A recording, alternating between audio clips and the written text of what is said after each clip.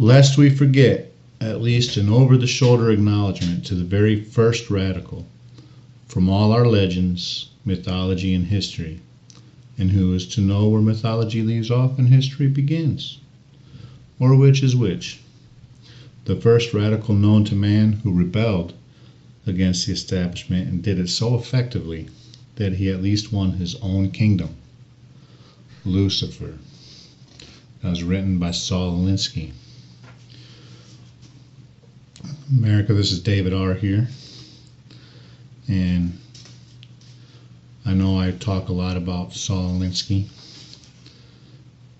but I can't stress the importance of understanding exactly what it was that he stood for and what it is that his followers believe, what the left believes, and how they use his concepts and principles in establishing or pushing forward with their cause of socialism. I went to school and majored in social work because I thought that I wanted to be in a position to help kids coming up with troubles, troubled kids. And what I found out was social work programs across the country are using the platform of education to push this trash. Okay, the whole community organizing mantra is written into the textbooks. The classroom itself has become the platform for community organizing. The social work textbooks speak of nothing but an oppressive America, a racist America, a privileged class of white people. I had a social work textbook that, when dealing with the issue of gay rights, referred to whites as the oppressors of gays. And that's exactly how it said it. It said, and they're white oppressors. It's pretty significant when you look at what's going on in the world today in America with these staged racial protests that you see our writers at For Truth's Sake write a lot about. It's all fabricated, folks. It's all done with the intent of pushing a racial war, I guess, if you will, is what it seems like. Another thing I want to read to you here. I know I've written this many times, but sometimes I think that hearing it is sometimes better than reading it. Again, this is from Rules for Radicals, and this explains why you look around in our government or in our communities, your local governments, why nobody seems to be able to get anything done.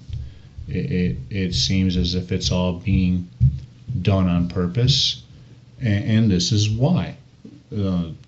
There's another reason for working inside the system. Dostoevsky said that taking a new step is what people fear most. Any revolutionary change must be preceded by a passive, affirmative, non-challenging attitude towards change among the mass of our people. They must feel so frustrated and defeated, so lost and futureless in the prevailing system that they are willing to let go of the past and chance the future. This acceptance is the reformation essential to any revolution. Now, if you've read any of my articles here at For Truth's Sake or anywhere else they've been posted, I've written a lot about this, and essentially the whole community organizing theme is designed to get people to believe that there is no hope.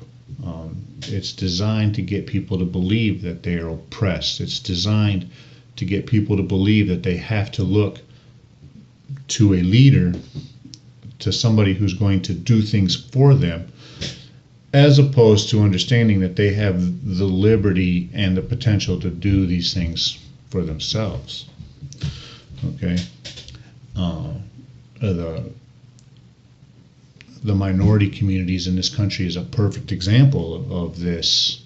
For years, they've been taught that they are oppressed, and the truth is they have been oppressed, but it's the very people teaching them that they've been oppressed that have oppressed them.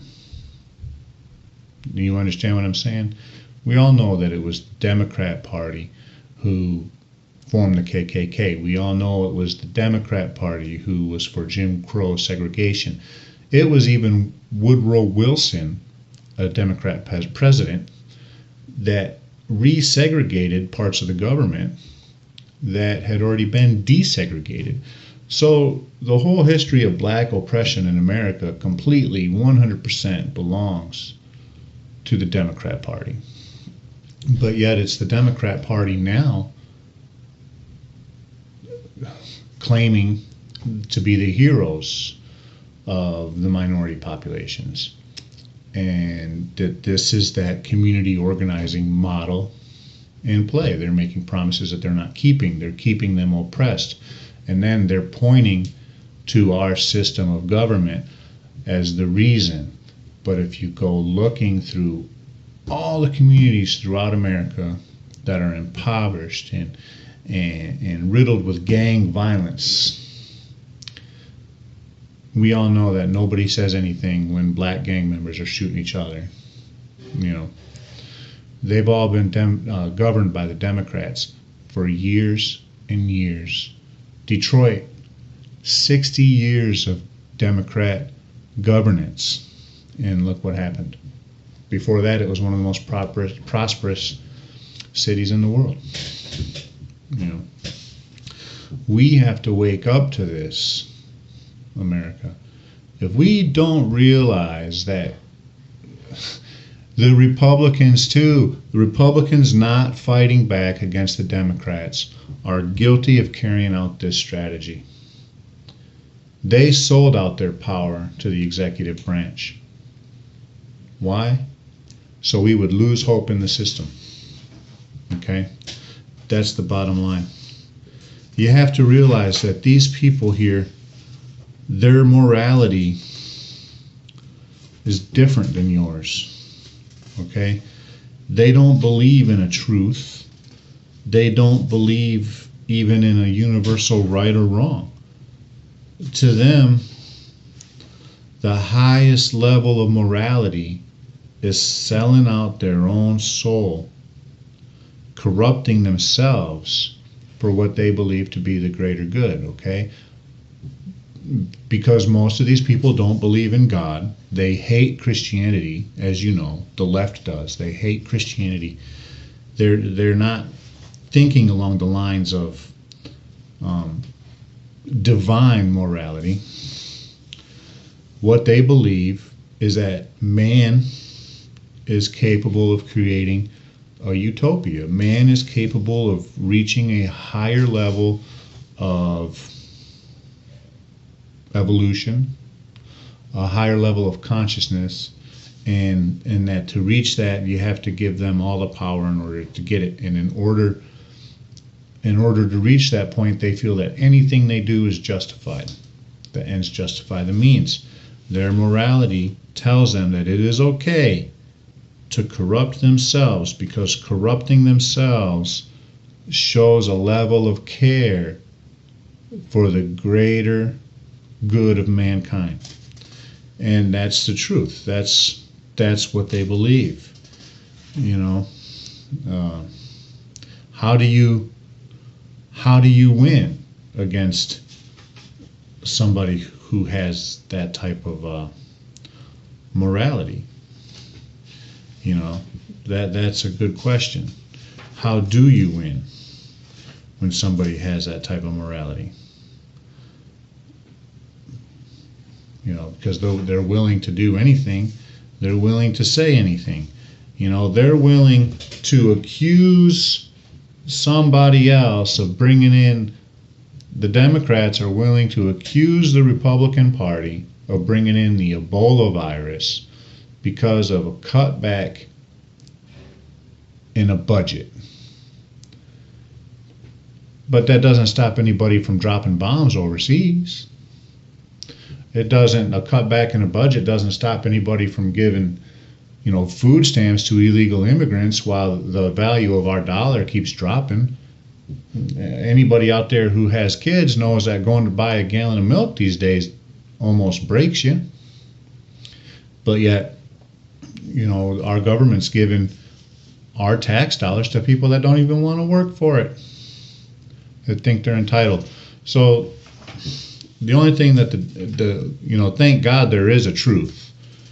And that truth is that these people are going to tell so many lies, they're going to hit a brick wall, and it's going to catch up with them.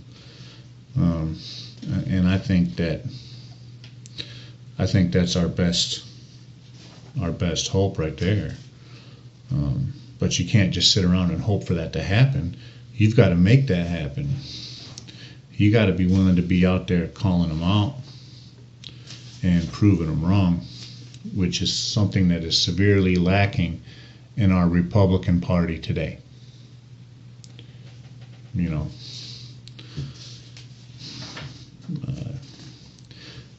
But anyway, I digress a little bit here. This is a pretty interesting book if you've ever read it. Rules for Radicals. Like I said, I went to college in a social work program with the hopes of being in a position to help troubled kids. And what I ended up dealing with was radical left-wing professors who wanted me to shut up. And they actually told me that I was not supposed to know about rules for radicals. Okay?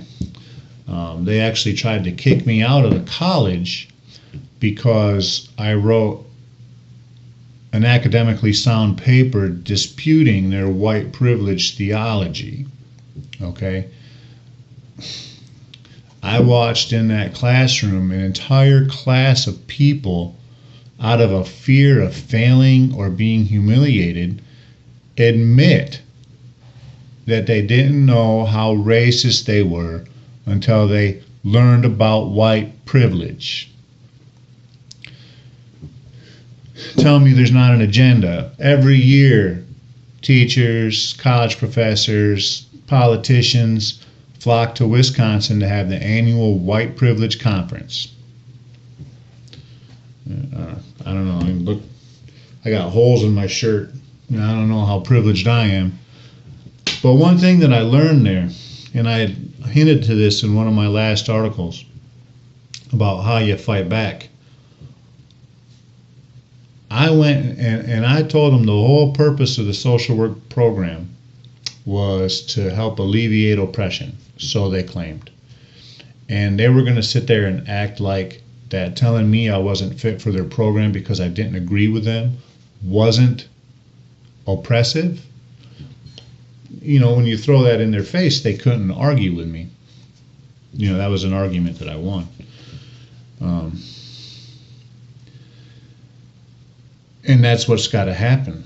We have to be willing to play by the same rules these people are playing by if we want to win our country back, America. We have to be educating young people that are being exposed to this trash in the colleges.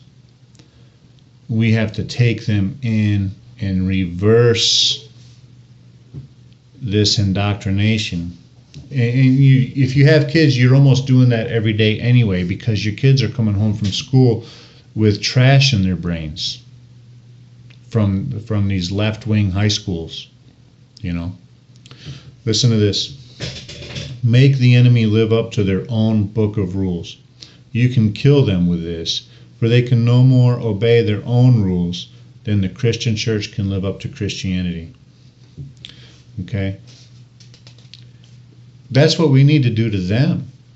What he's saying here is to take our system, to take our rules and our beliefs and throw it in our face every time that they can prove that, or they can give the appearance that we can't live up to it. They have taken the whole system, divided us all up by race, class, gender, what have you, without teaching the true purpose and the true meaning of the Declaration of Independence, the Constitution, the Bill of Rights, and they have convinced all these people, by their own design, okay, by their own design, with the welfare, the breaking up the families, the Cloward and Piven strategy, okay, the over-regulation of business, all of this stuff that drives the value of our wealth down and drives poverty up. And then they turn around and they say that we are not living up to our ideals. Okay? That's what they've done in this country.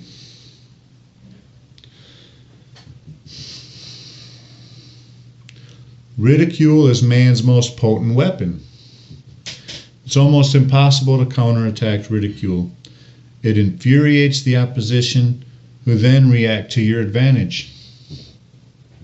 You see this every day, and it works.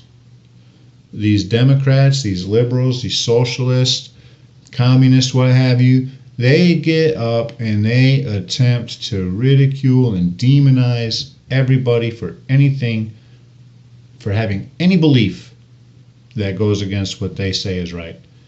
And because they're talking to an uneducated populace, people that have already been dumbed down through left-wing indoctrination, they believe it.